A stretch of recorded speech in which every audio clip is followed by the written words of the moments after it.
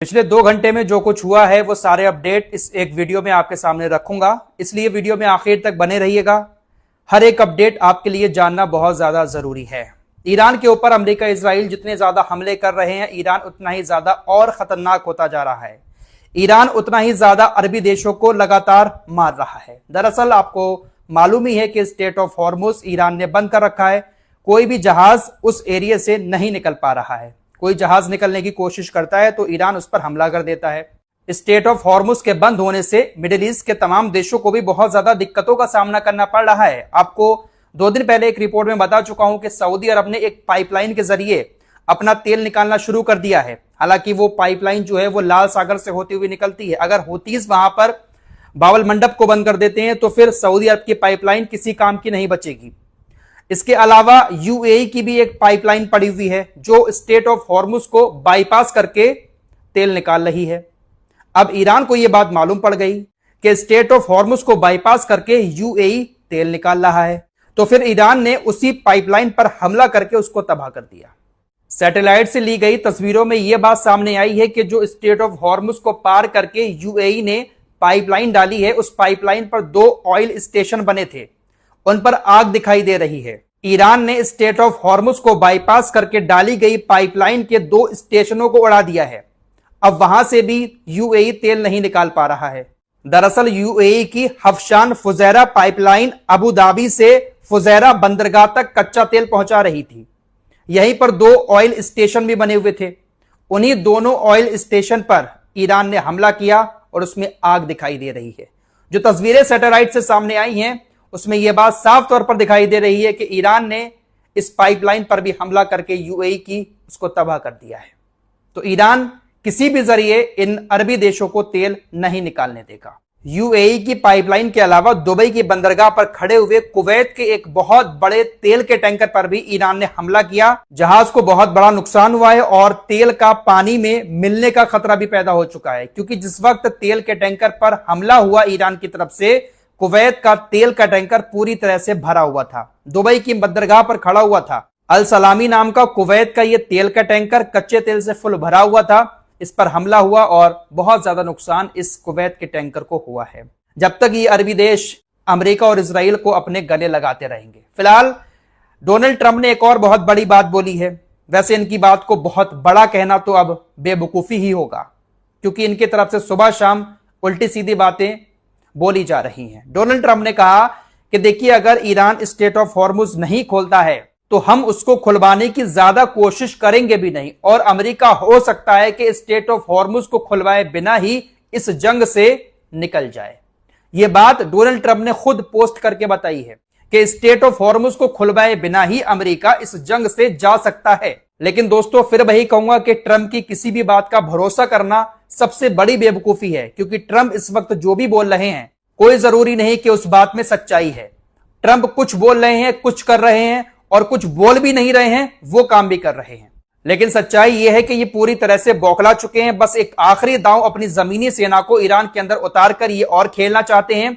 अगर यहां पर भी ये लोग पिट जाते हैं तो फिर अमेरिका बहुत जल्द मिडिल ईस्ट से भाग जाएगा। फिलहाल एक बड़ी खबर यह आ रही है कि रूस की जो चेचन फोर्स है, जिसके प्रमुख रमजान कादिरोव हैं, उस चेचन फोर्स की तरफ से ऐलान कर दिया गया है कि अगर अमेरिका अपनी सेना को ईरान के अंदर जमीनी ऑपरेशन के लिए उतारता है तो हमारी सेना भी फिर ईरान की सपोर्ट में मिडिल ईस्ट में जाकर अमेरिका के सैनिकों के खिलाफ जमीनी ऑपरेशन चलाएगी। यानी रमजान कादिरोव अपनी सेना को ईरान के अंदर भेजेंगे और वो अमेरिकी सैनिकों के साथ लड़ाई लड़ेगी। ये जो चेचन फोर्स है वो रशिया के चेचन गणराज्य से आती है।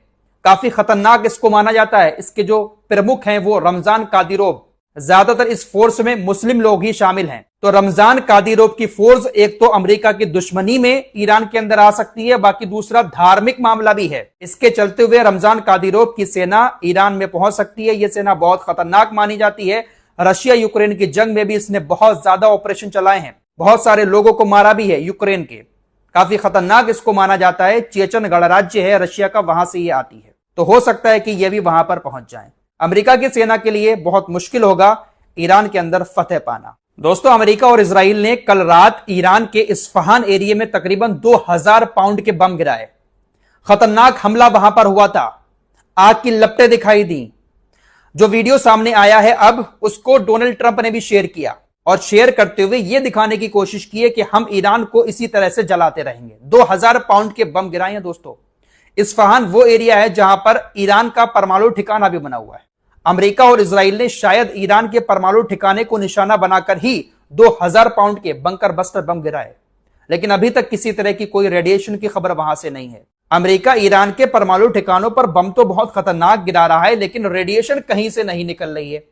यूरेनियम अपना कहां रख दिया है ईरान ने, किसी को समझ ही नहीं आ रहा है। दरअसल आज कुछ तस्वीरें सामने आई हैं 2025 में, जब अमेरिका ने हमला किया था ईरान के परमाणु ठिकानों पर। उससे पहले ईरान ने अपने तकरीबन 450 किलो यूरेनियम को दूसरी जगह पर ट्रांसफर कर दिया था। सैटेलाइट तस्वीरें 2025 के सामने आई हैं। ट्रांसफर करते हुए कुछ ट्रक दिखाई दे रहे हैं। जिस इस्फहान परमाणु केंद्र पर अमेरिका इजराइल ने आज हमला किया है, उसी इस्फहान परमाणु केंद्र से 2025 में ट्रकों के जरिए यूरेनियम को ईरान ट्रांसफर कर चुका है।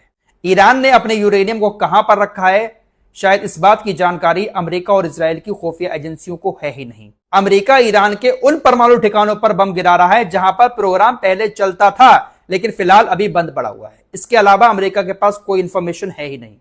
ईरान को ये लोग हल्के में ले रहे थे, लेकिन ईरान इनसे 4 कदम आगे चल रहा है। एक बड़ी खबर इटली से आ रही है। इटली को अमेरिका का खास दोस्त माना जाता है। ये जो जॉर्जिया मेलोनी है, इनके काफी करीब रहते हैं डोनाल्ड ट्रंप। इटली सरकार ने अमेरिका के एक सैन्य विमान को अपने हवाई अड्डे पर उतरने नहीं दिया है। अमेरिका का सैन्य विमान मिडिल ईस्ट की तरफ आ रहा था, वहां पर रुकने की कोशिश की, लेकिन इटली के प्रशासन ने उसको अपने एयरपोर्ट पर उतरने नहीं दिया। इटली की तरफ से कहा गया है कि हमारे अधिकारियों से अमेरिका ने इजाजत लिए बिना ही अपने विमान को उतारने की कोशिश की थी, इसलिए हमने उसको उतरने नहीं दिया। दोस्तों, आपको कई दिन पहले बता चुका हूं कि मिडिल ईस्ट में अमेरिका के जो डिफेंस सिस्टम है, उनकी काफी कमी हो चुकी है। ईरान ने अमेरिका के बड़े बड़े डिफेंस सिस्टम के रडार को तबाह कर दिया है, जिसके बाद अमेरिका ने दुनिया भर में जहां जहां पर भी अपने डिफेंस सिस्टम दे रखे हैं, उनको मिडिल ईस्ट में ट्रांसफर करने का आदेश दे दिया है। दक्षिण कोरिया को अमेरिका ने थर्ड एड डिफेंस सिस्टम दिए हुए थे, वहां से भी मंगा लिए। पोलैंड को पैट्रियट डिफेंस सिस्टम दिए हुए थे। अमेरिका ने पोलैंड से भी कहा कि हमने आपको जो पैट्रियट एड डिफेंस सिस्टम दिए हैं, आप उसको तुरंत मिडिल ईस्ट में ट्रांसफर करो। खबर है कि पोलैंड ने डोनाल्ड ट्रंप से साफ मना कर दिया। पोलैंड ने कहा कि हम अपने पैट्रियट एयर डिफेंस सिस्टम को मिडिल ईस्ट में इजराइल की खातिर ट्रांसफर नहीं करेंगे। पोलैंड नहीं देगा डोनाल्ड ट्रंप को अपना पैट्रियट एयर डिफेंस सिस्टम। एक बार फिर से कहूंगा, दुनिया देख रही है कि इस जंग में जलील कौन हो रहा है। इनकी बात अपने ही नहीं मानना है। नाटो को बुलाया, वो नहीं आया। यूरोप का कोई देश नहीं आया। अब इनको पैट्रियट डिफेंस सिस्टम भी देने से पोलैंड मना कर रहा है। यह हालत हो चुकी है इनकी।